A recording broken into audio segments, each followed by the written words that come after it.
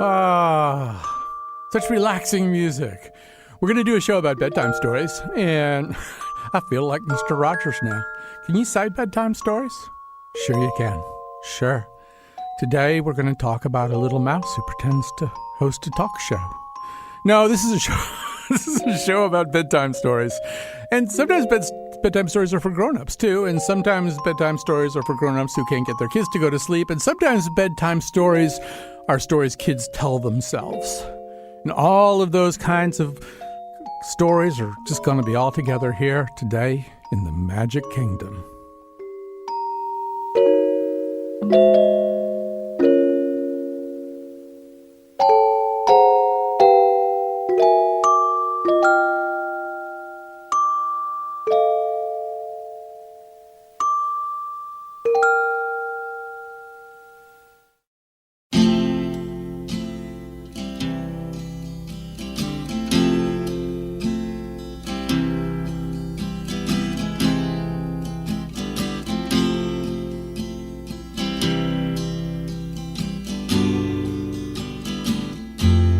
Shut up and go to bed.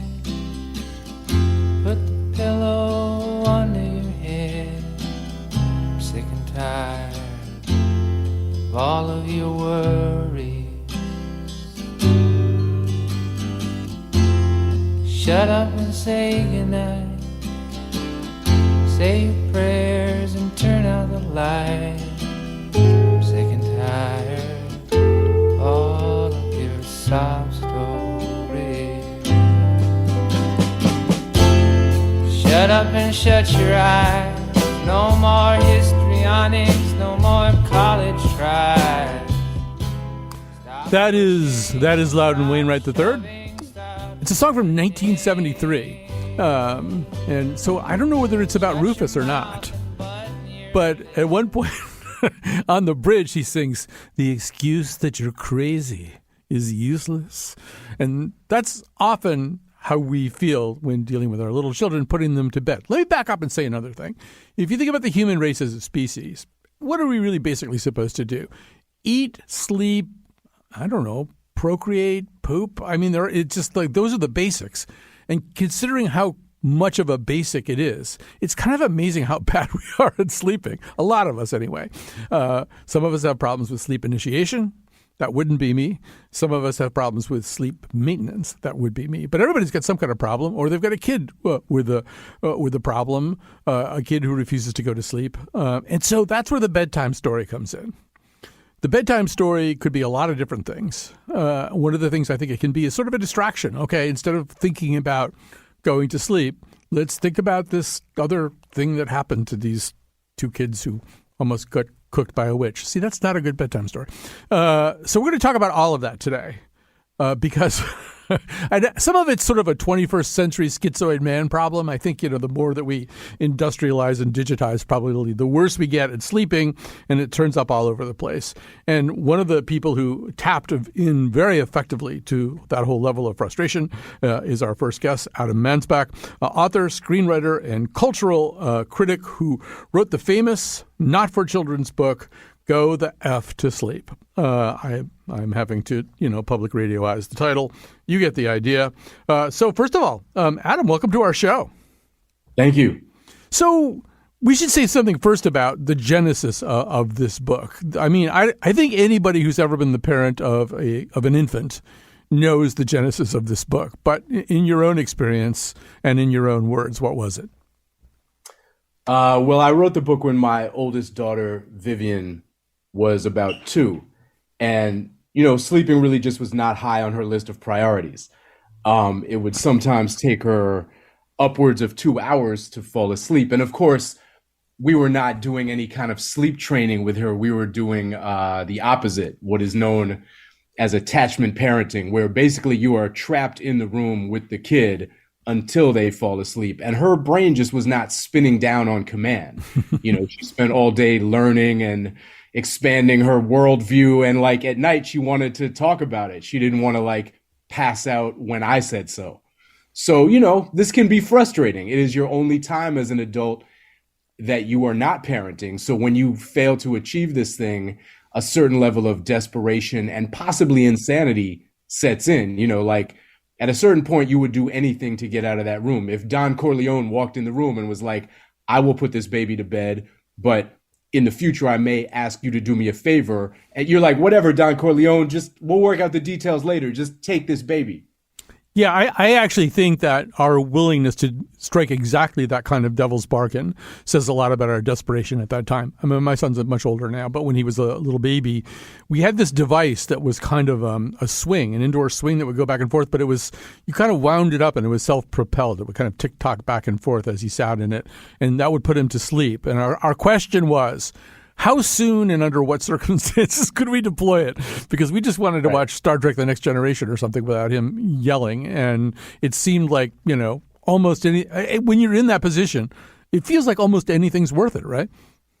Absolutely. There's nothing that you wouldn't do. And there's no level that you wouldn't debase yourself to either. Like, the number of people all over the world right now at this very moment who are like, attempting to army crawl out of the room so that the kid, if they wake up, doesn't realize that the parent is there, or who have some like elaborate strategy where every 15 minutes they move 1 inch closer to the door. It's like, yeah, it's absurd, and you're held prisoner by this tiny little person, who, as you said in your intro, in theory, sleep is one of the most pleasurable, joyful things we have. So you're also really, I think, inclined to levy serious critiques against yourself as a parent when you can't get your kid to do this basic thing that is so essential and so enjoyable. So you wrote this book. It's got this title. The title is kind of a cri de coeur. And if there were any doubt about the appetite and audience for this book, it was resolved really before the book was published, right? The book was a PDF when it went to #1 on Amazon. Do I have that right? Yeah, you do. When I wrote the book, I didn't think that it was going to be something that millions of parents found relatable. I kind of thought it was just for me and a small subset of particularly snarky friends. But almost as soon as I wrote it, I read it at a big family gathering, and 80-year-old aunts and 13-year-old nephews were laughing. So I sent it to one publisher, which was my friend Johnny Temple at a small Brooklyn house called Akashic Books. Their motto is reverse gentrification of the literary world. So, you can tell they're a real powerhouse, right? And Johnny thought it was funny. He had kids who didn't sleep, but neither one of us pulled the trigger on publishing it. We kind of sat on it for months because at the time, there was really no such thing as an obscene fake children's book. So we couldn't conceive of how this thing would exist in the world. But we sort of kept showing it around, and, his wife was like, you have to publish it. And a big moment was Johnny showed it to Jonathan Lethem, the novelist, at some event where Jonathan had made reference to his kids not sleeping, and Jonathan thought it was funny. So we sort of slowly decided that, okay, we'll publish it. We'll see what happens. And then about 6 months before it was supposed to come out, I did a public reading of it at a museum in Philadelphia where I was living. I was actually living at the museum. And I read it to 200 people. And the PDF was on a screen behind me because we just had made a PDF to send to booksellers because we were concerned that they might not be willing to stock a book called Go the F to Sleep. So I did the reading. It was well received. I didn't think much of it. I went home and went to sleep. And the next day when I checked the book's pre-order page on Amazon, it was in the top 125 in all books. Previous to this, I was a literary novelist. I didn't even know that those numbers went any lower than 50,000, So by the end of the week, the book had hit #1 on Amazon. And not to get overly technical, but the book did not exist. The book was 6 months away from even being printed. So we frantically started trying to rush the book forward, trying to print it in time for Father's Day, which was about 2.5 months off. And then that PDF that we had put together leaked and started ricocheting around the internet. And we were terrified. We thought that this meant we would sell no books. But luckily, it's bad form to show up at a baby shower with a low resolution, printed out, stapled together PDF and be like, here, we love you so much. It's such a wonderful time in your life. So The book hit #1 on Amazon at the end of that week and remained stubbornly there all the way up until we published it on Father's Day, which I think was June 14th. That is amazing. By the way, not that you needed any marketing help from me, but if I were you, I would refer to it as a profane children's book as opposed to an obscene children's book, which it really isn't. But as I say, you don't need my help. Well, let's hear a little bit of this. Listen, I'll take all the help I can get, man. You know, we're 12 years in, but anything we could do to get a little sales bump. I think you're right, actually. You're using the term more correctly than I am. Right. I am, in fact, substituting profane for obscene, which I should not be. I am familiar with the difference between the two words, but maybe your listeners aren't. I'd love to hear what the difference actually is so I can remember. All right. So meanwhile, we want the listeners to hear a little bit of the book. So we're going to have it play a little clip of it being read by the beloved children's television host, Samuel L. Jackson. The cats nestle close to their kittens. The lambs have laid down with the sheep. You're cozy and warm in your bed, my dear. Please go the to sleep. So, Adam, we should probably have made this point, that it's written in the style of a children's go-to-sleep book, kind of on the order of Goodnight Moon, although I think that turns out to be some kind of allegory about Swedish socialist materialism or something. But it was for a long time believed to be a children's book. But you're parodying the style, not, again, so you can read it to a child, but so that you can maybe as a couple read it to each other or just take some kind of solitary consolation out of this. Yeah, like most things with the F word in the title, the book is not for children. And I remain, all these years later, I remain sort of stunned by the particular mix of literacy and illiteracy that it would take to mistakenly read this book to a child. And to the people who remain up in arms about my use of profanity in what they seem to insist is a children's book, despite the fact that it literally says on the back cover, you probably should not read this book to a child. And yes, the book is really, it's a mashup of a traditional snoozy, animal-heavy ABCB rhyme scheme bedtime board book with an honest parental monologue. It's that simple. So, profanity comes very naturally to me and organically to me. So I didn't set out to do anything particularly transgressive. I just tried to honestly convey my own interior monologue. Right. So this caused you to get into a beef with one very, very tough customer, a guy who really is kind of the Kanye of children's culture, a guy who will throw down with anybody at the slightest provocation. You got into it with Rafi. Tell us about this. I did get into it with Rafi. Yeah. I think I was on Canadian national radio talking about the book. And I'm trying to remember. I don't know if Rafi called in or if Rafi just started tweeting about my interview. I think it was the latter, because I guess I would remember if I was face to face, head to head, voice to voice with Rafi. But yeah, Rafi seemed to be among those who didn't understand that the book was not intended for children and sort of in some vague and self-righteous way accused me of, ruining everybody's childhood. And I was like, homie, what are you talking about? Have you lost your mind? This book is in no way intended for children. Go back to singing about whales or something and leave me alone. Yeah, I read the whole Twitter thread. First of all, he starts by using the word crass as a verb. He says something like Adam Mansbach can crass on his own time. I've never seen crass used as an intransitive verb. That seems grammatically incorrect. Yeah, once again, I'm over obsessing about those kinds of details. But yeah, I think the other thing that he's invoking and that probably gets invoked a little bit, although with each passing year it erodes, is that kind of sense that childhood is this semi-sacred space. And actually, I will quote another profane statement by a wonderful but profane person, Maurice Sendak, when he was talked about the vividness and the kind of transgressiveness of Where the Wild Things Are or In the Night Kitchen. He said, "I refuse to lie to children. I refuse to cater to the bullspit of innocence." I had to adjust that one word a little bit. But that notion, Sendak, just categorically rejected the notion that everything for children. I realize your book isn't for children, but you were, I think, seen as intruding on that same kind of space, that space that's supposed to have this kind of halo of calm and innocence around it. Yeah, I think that's right. That's certainly where some of the indignation came from. Luckily, with the exception of taking a personal interest in telling Rafi to leave me alone, I was mostly able to let the fans of the book sort of do the work of defending it. The Librarians of America, for example, were vociferous in their support of the book when it faced censorship attempts and things of that nature.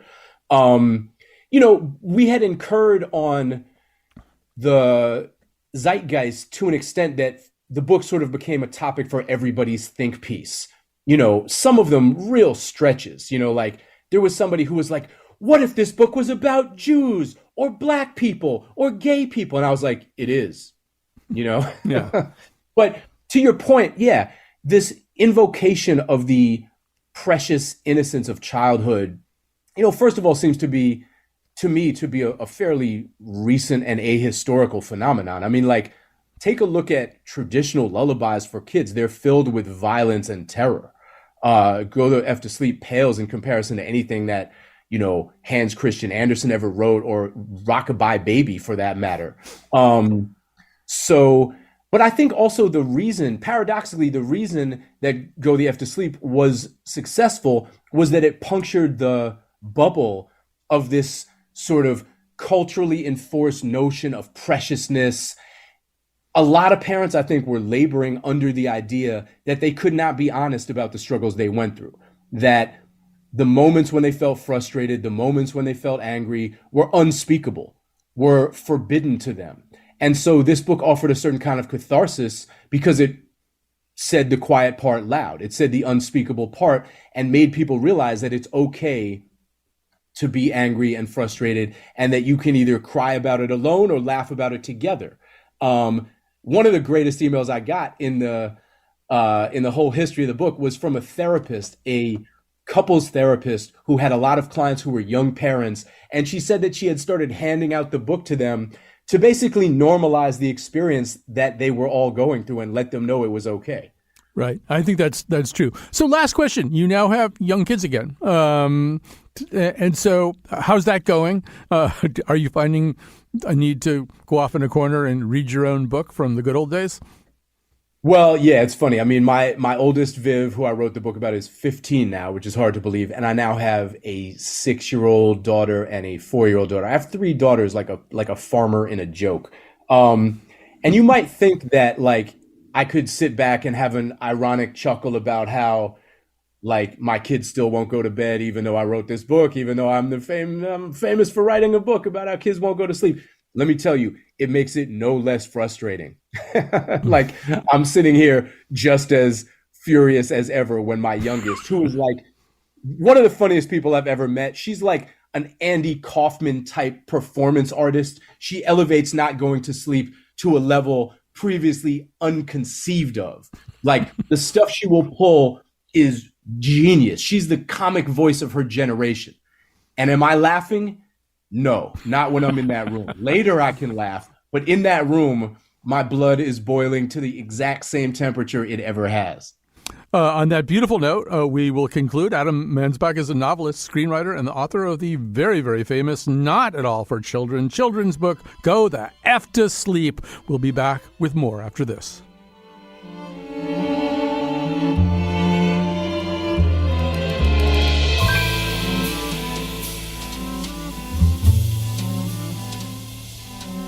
I wander all night in my vision,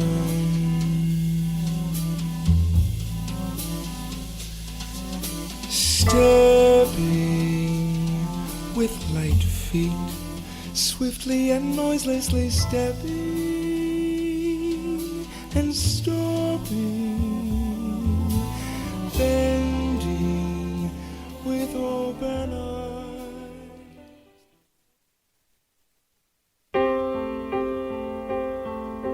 Once there was a way to get back homeward.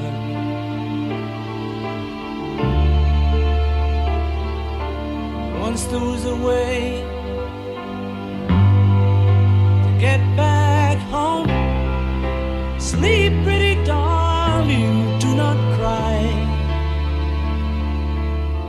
and I will sing a lullaby.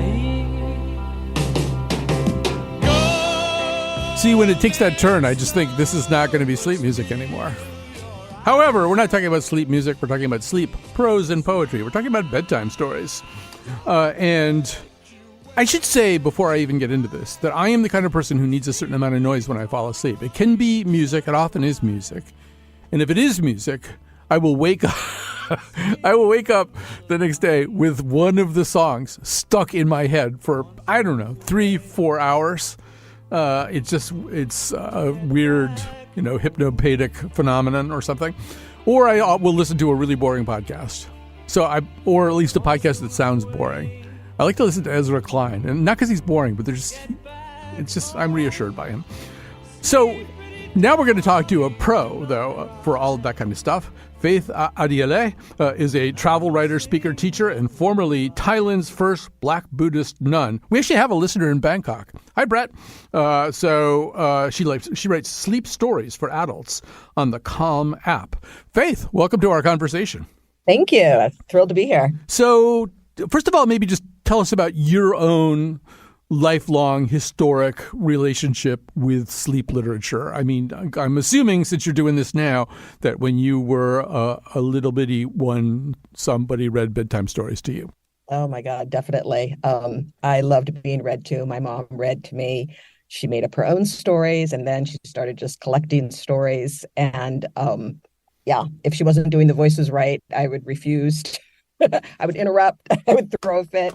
And I've always loved being read to. And then sung to wake up. Yeah, the voices are really important, too, I think. When my son was little, I think my ex-wife is the one who came up with this originally. But in the Seuss book, One Fish, Two Fish, Red Fish, Blue Fish, there's this one section that goes, "Look what we found in the dark, in the park. We shall take him home. We shall name him Clark." And it goes on like that. But there's you have to if you do it once, you've got to do it every single time, right? If you do a Scottish accent, if a bird has a Scottish accent the first time you do it, that you're stuck with that for the rest of your life, right? Exactly. So you were, pursuing a fairly more conventional writing career. The pandemic came, and suddenly, I think suddenly a lot of people were trying to figure out how to get to sleep. But explain how you got into this particular genre. Yeah. As a travel writer, a lot of my stuff dried up during the pandemic. And so I had a lot of spare time, wasn't sure what I was going to do. And I had attended a kind of a travel sketching workshop with a friend, realized that I could not draw, but I really connected with the woman. It turns out she worked for Calm, wrote stories, narrated them, and also kind of draws the covers. And so she recommended me and, hooked me up and said, she used to be a Buddhist nun. This might be the person. I had an info call. I said, it sounds absolutely crazy because the whole point of travel writing is to have things happen. And it seems like sleep stories are the antithesis of that. I have no idea how to do it, so sign me up. Well, so is it really true, though? I mean, obviously you can't have slam, bang action sequences going on in sleep stories, but a story is a story. Something has to happen in a story. Say some more about that. I think the idea with sleep stories, and I had to, really learn everything, was that the story is based on the senses. And so you have to really create a world and then gently usher the reader through the world, letting them experience it completely and feel taken care of, and then give them little tidbits of information. So they're having a cultural experience and maybe kind of, adding things themselves. And then there's a wind down to help people, once we've seen something really wonderful, kind of coming to some sort of conclusion about the world or the place, and then, reassured, then sliding into sleep. So it's sort of interesting what we think of as a sleep story. I think it's going to be different for adults than it is for kids. Kids think about stories a certain way. Just to give people a sample, one of the things Carolyn McCusker, the producer of this episode, did was ask children to tell bedtime stories. So you're going to hear Mabel Komrosky, who is 7 years old and in the second grade, telling a bedtime story, which I think she's making up right on the spot. This is A1 Dylan. Once upon a time, there was a little sheep who loved playing in the yard with his friends. And so he was eating grass. And then one day, his friend came over and he asked him, do you want to go to the lake and play with Chad, Lily, and Bud? And he said yes. And then they went over to the pond. And then for some reason, the water started to move. And then there was a giant that came. And that giant said, go home. It's bedtime. And so the little sheep went to bed. The end. So, I mean, that's kind of interesting, right, Faith? Because, I mean, her instinct is, well, it's a story. Something's got to happen. They'll go down to the water. A giant will come out. But react a little bit to that. It's so adorable. I mean, you see the imagination at play, and then you can tell that like this child has been told to go to sleep as well. The end. I love how children's stories just end so abruptly. Like we have a scenario, and then we need to get where we're going.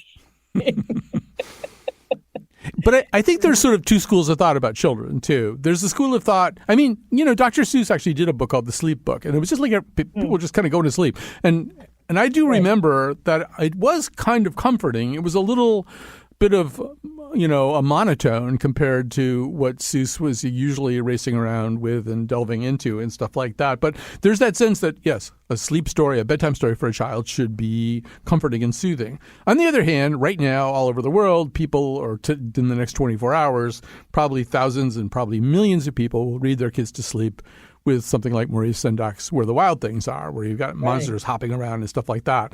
G.K. Chesterton said, fairy tales do not tell children that dragons exist. Children already know that dragons exist. Fairy tales tell children that dragons can be killed. And so... there's sort of that sense that children already have kind of vivid imaginations. They're already wondering if there's a monster in the room. Sendak said, okay, there's a monster in the room. Here's what he's like, and he's going to be fun, right? But when you're writing for adults, I feel like it might be different. Like, we're all pretty wound up. And we're lying in bed. So say something about, I think in a way, you got to have almost fewer dragons and giants coming out of the water when you're dealing with a 42-year-old insomniac. Yeah, I think it's interesting that almost all of the sleep stories are travel stories. So I think we have this fantasy of being swept away from our normal life. We're on a train going through, beautiful scenery, or we're on a beach.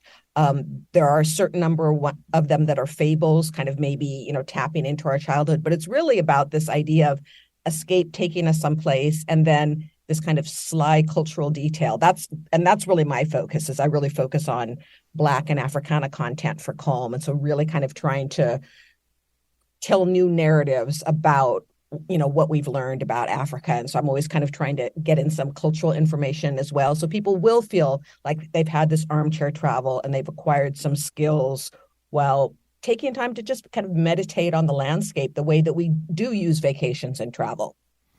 Right. And so, sort of give a sense of like what would a typical faith story on the Calm app be? What would it consist of? What has it consisted of? Well, the very first one that I ever did when I was like madly learning how to do one was because we had a contract with Idris Elba. And so I had to write for Idris Elba. You're welcome. And so I based it on a true story where I'd taken a group of students to Lesotho. And I realized that not very many people knew about the country of Lesotho. And so I really tried to, take us to this small little country in the middle of South Africa, kind of place us there, kind of teach you some things like before we're going to go trekking with ponies across the landscape, we want to stop in and, pay respects to the village headman and like have some personal interactions. And then we're going to go through, traveling over the landscape, learning about ponies, visiting the caves where like the first people wrote. And so we're seeing, the cave paintings and just really going through the landscape and kind of learning the majesty of the country, interacting with small shepherds. And so it's always really the types of things if you were doing slow travel. You would learn culture and history, you would see beautiful things, you would interact with people in kind of pleasant ways, and then eventually, drift off to sleep. Right. You've been fortunate in your voice talents. I know you've done these two things for World of Calm on HBO. One voiced by Kate Winslet, the other one by Mahershala Ali. There may be others that I don't even know about, but it's got to be nice to have people that talented conveying your words. It's really wonderful. So much when you're a writer, you're just kind of laboring by yourself, alone, tortured, wondering if your words will ever see the light of day. And so to actually have specific talents and be trying to think of their syntax and their voice and their personality in your writing is just a really wonderful collaboration that I never expected would arise out of the pandemic. So as we were getting ready for this, our producer, Carolyn McCusker, said, it would be good, she said to me, if you wrote a bedtime story and then Faith could critique it. And then she said, and make it not too good so she'll have some things, that she give you clues about. And I thought, well, I can do that. Right? When you put it that way, I can do that. Actually, as it turned out, I was sort of in the process already of writing. So I'll give a quick backstory, which is that I have a granddaughter who I address as the penguin, and then I recently gave her a stuffed penguin, and now I've started writing letters to the penguin from other penguins who live back home where the penguins come from. My granddaughter is 31 years old. She's divorced. She doesn't even want to have any part of this. But no, I'm kidding. She's a very young girl. So I gave one to Carolyn. She sent it to you. This is basically I'm not going to read the whole thing, but it's a letter to a penguin named Merle, who is in fact living in a house in Connecticut. Although I didn't really make that point, but the idea was to tell the child that this is this is a letter to a penguin who's left home, and the penguin has gone off on an adventure, and the brother and sister back home, who are named Bob and Sherry, are writing to talk about sort of news from back home, and they say a little bit about what they've heard about where Merle's living, and they talk a little bit about Molly, this wildlife biologist who's been there kind of studying them, and how they make her show them March of the Penguins on her laptop over and over again. And then they go down and they visit a friend of theirs, a penguin named Madeline, who's hurt her foot, but her foot's getting better. And then at the end, we have kind of just a description of these penguins looking at the sunset and getting ready for bed. So the floor is yours. If there's anything in particular you want me to read, I can do that. I think I've got it here in front of me. But what were your thoughts about this? My favorite section was the March of the Penguins. So if you wanted to read that would be great. All right, sure. Okay, so here, let me just find that again. Okay. They say she's just the best and sleeps in a tent in the place where the big rock is next to the other thing. On her laptop, she showed us a movie called March of the Penguins. Merle, it is the best movie ever made, and you should totally get the people who live beside your swimming pool to show it to you. We watched it once, and we were like, again. So Molly started it back up, and we were like, again. This went on for a whole day until Molly said something about her battery.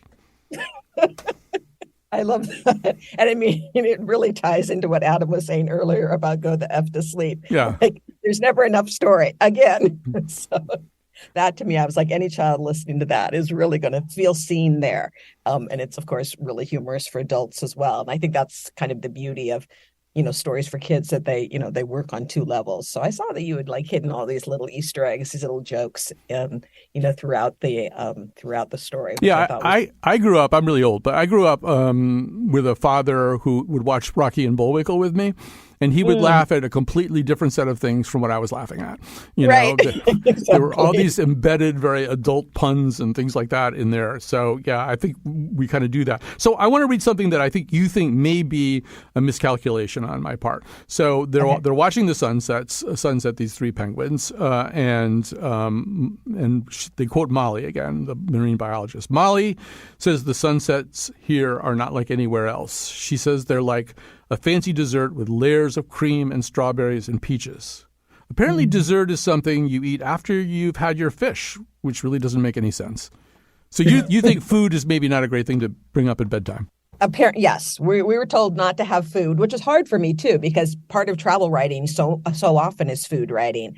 But the idea is that people would start to get hungry, they'd start to wake up, they'd get excited, they'd want a snack, and we know that a kid can draw out getting a glass of water for hours, and so you're not supposed to so you're not supposed to be too interesting, and food is one of those things that then will spark the brain and the sleep, and sleep will run away. So what are the things that you've brought up, which I think is really fascinating? You might have heard me say earlier that I often will listen to music when I fall asleep, and then I wake up and I've got some idiotic song stuck in my head for hours and hours. There's a stickiness, right, to what we are listening to when we fall asleep. And so it's probably kind of important. If it's not music, if it's words and words that connect to images, it's important what those words are. Can you say a little bit more about that? Yeah, I mean, I was, told that you don't want things that are, too unusual, long vocabulary that people aren't used to, things that are kind of tied to, that might be triggers for folks.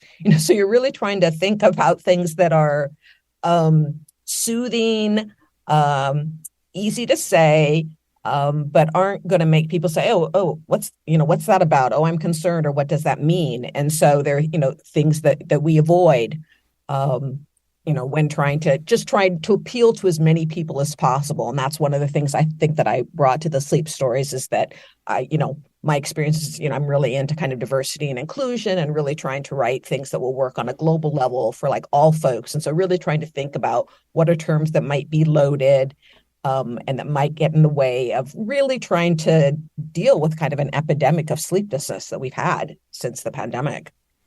So, yeah, and I think also a point that you made about my story is that there's a penguin in this story who's hurt her foot, and her name is Madeline, and her foot's getting better. But you should say what you thought about this, because you got me thinking about it in a certain way. But explain what you thought about that. Well, I wondered if that would then be, stressful. So then the kid is like wondering, like, how did it get hurt? And do I have to be worried about Meryl?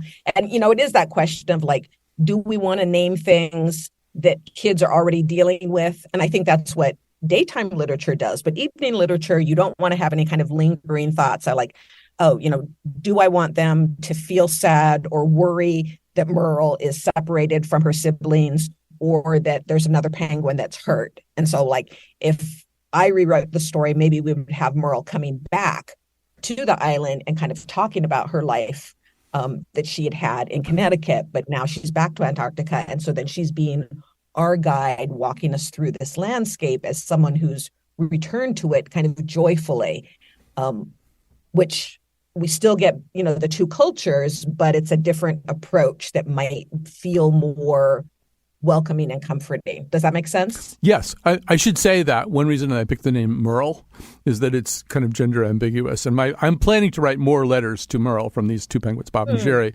But I'm hoping to never have to. I mean, I think Merle's going to be kind of they, them for most of all this. I love that.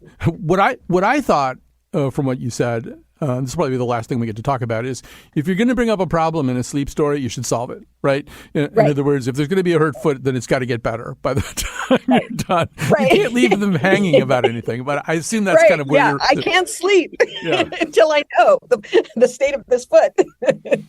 So you could have a dragon, but, you got to slay the dragon. Everybody's got to know that, okay, we're back to normal. Everything's pretty good. Right. And it may need to happen before the end, because I get letters from people all the time and they're like, I love your story and I still haven't heard the end.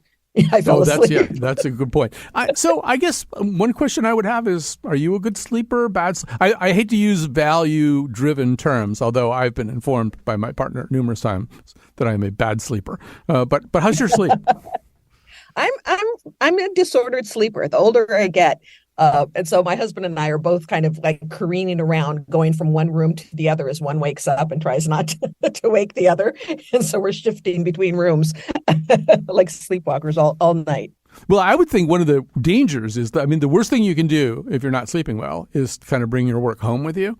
But your work's in bed with you already. You're in the bedtime story business. It's going to be a little bit counterproductive. I know, and I want to listen to them without critiquing them. I just want to enjoy them and not think of it as homework. Are you able to do that? Sometimes if it's completely, yes. Yeah. I mean, I have the same thing. Like if I can hear about trains, trains put me to sleep, and listening to stories about trains is kind of a sweet spot for me. Yeah. I think horses are a good choice, too. That's good. Horses, like everybody, there's equine therapy. They calm people down. So that was a good one. All right. Well, we've been talking to Faith Adiele, travel writer, speaker, a teacher, formerly Thailand's first Black Buddhist nun. I hope there's not somebody else going to call him out and say, no, it was me. I was before Faith. I know, yeah. But as far as we know, the Guinness Book of World Records says she is. And she writes sleep stories for adults on the Calm app. We'll be back with what kids think a sleep story is after this. Are you dreaming? I thought I saw your eyes move underneath your eyelids. The cinnamon sun will not rise today. In his arms to keep warm on another world. I will hover above you, create shadows of you. Find the one to love.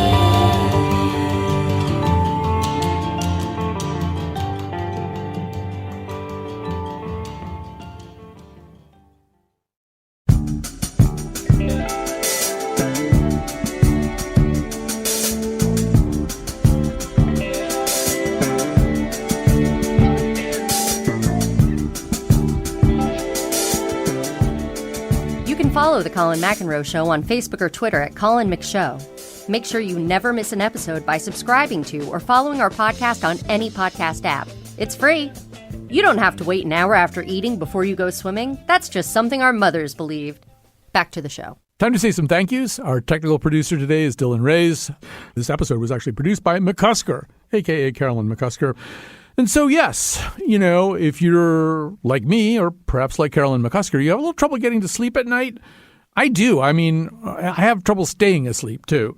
And it probably all goes back to childhood. And maybe we just need the kind of bedtime stories that we were told when we were children. So if you're a grown-up listening right now and you are lying in bed tonight feeling stressed out by the idea of the next day's work, we've brought in some experts on childlike bedtime imagination. Can you introduce yourself? Hi, my name's Hadel. I'm 7. What's your name? My name's Henry. I'm 5. So kids are usually the recipients of bedtime stories, but we wanted to know what kind of story kids would tell at night if someone gave them the chance. We love Once Upon a Time stories because we get to make up it. We get to say some of the lines. It's so fun. So we are going to do a bedtime story. Once upon a time, Hadel and Henry were going on an adventure. Who was going with them? Pandy, which is my stuffed animal, and my missing little Kira. And there's some other people that are coming with me too. Mama. One of their names are Henry, which is my brother, and Mama. Sometimes we bring along the Rock or Blippi. The Rock is my favorite character. I never say it out loud because I feel embarrassed, but right now I feel encouraged to do it. I like Blippi. Once upon a time, Hadel, Henry, Kira, Pandy, Mom, the Rock, Blippi, went on an adventure. And Mama. And Mom. And Dad. And Dad. And Hadel. And me. So today our adventure is going to be to And Auntie Amy. save the Disney princesses from the minions. Wait, I want to hold it now. So let me start the story, and then you guys can fill in the blanks. So the minions stole a bunch of Disney princesses. So Hadel, Henry, and the crew had to go figure out how to save them. They need to go in the magic forest because that's where they can collect all our stuff. I love that. So we're in the magical forest. That's the first place we go to find clues. And what kind of clues did we find to help us figure out where the princesses are? We saw little tiny minion footprints.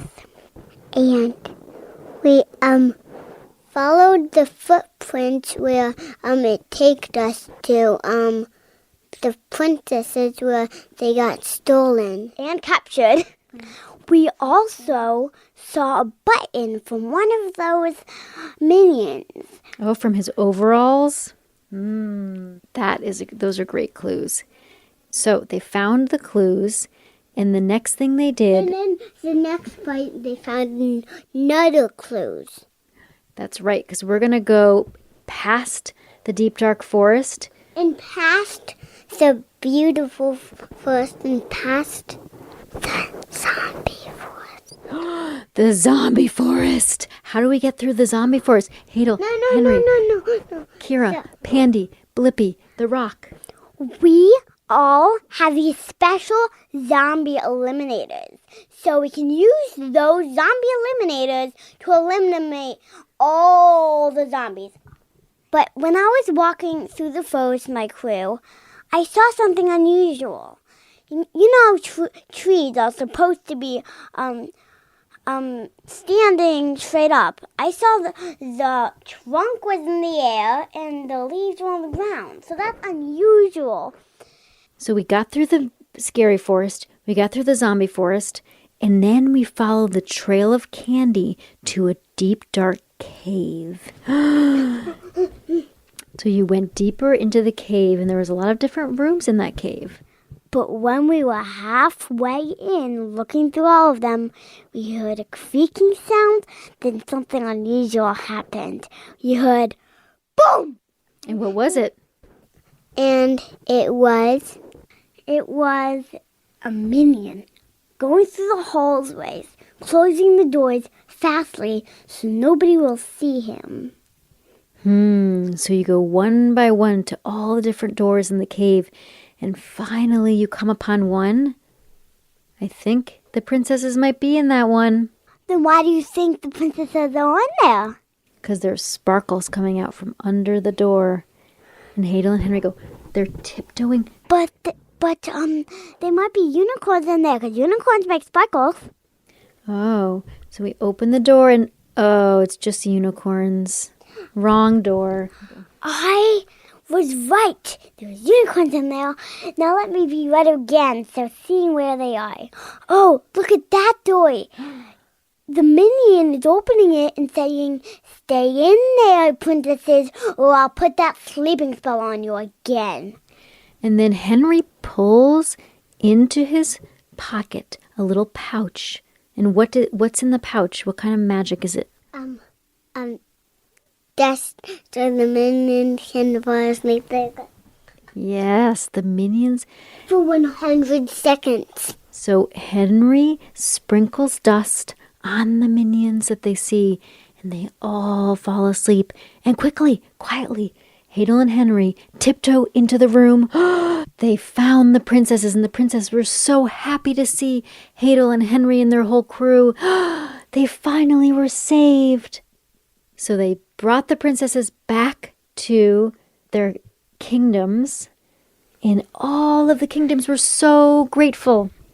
And do you know what? I'm more grateful that I had my friends with me all the time, and I wasn't scared because they were all on my back. That's right. To thank Hadel and Henry for all their bravery, what did the kings and queens give you as a thank you? A big giant candy bar. A snow globe. You make a wish, you shake it, you can do how many wishes as you want. When you get old, when you get younger, then you can go back in time and thank everybody you want. What a great story. And then there's another story. There was a dragon. There was a little unicorn. And he was buff. He was practicing his aim with fire. They all had their very special hobbies and powers. Elphaba's was she could fly, and Lacey's was that she was a very good fashion expert. But by accident, he slipped on an ice cube and fell on his head. I'm gonna be eaten! A special type of cake that would heal his skull fully so he could keep practicing with fire. All the swans in the whole valley started working together. They were heroes of the Marshmallow Village! The end. The end? The end. It's nice. And that's our show. Thank you to all the children who donated their imagination for this segment of the show. Hadel and Henry Galvin. My name's Hadel. My name's Henry. Evelyn and Mabel Komroski. This is Mabel. My name is Evelyn. And Nico and Mateo Melcher, who happen to be the twin godsons of our sleep story connoisseur. I'm Nico. And I'm Mateo Melcher. And we got to say goodnight. Good night. Go to sleep, all right? Go to sleep right now, unless you're driving. Good night. Good night. Good night.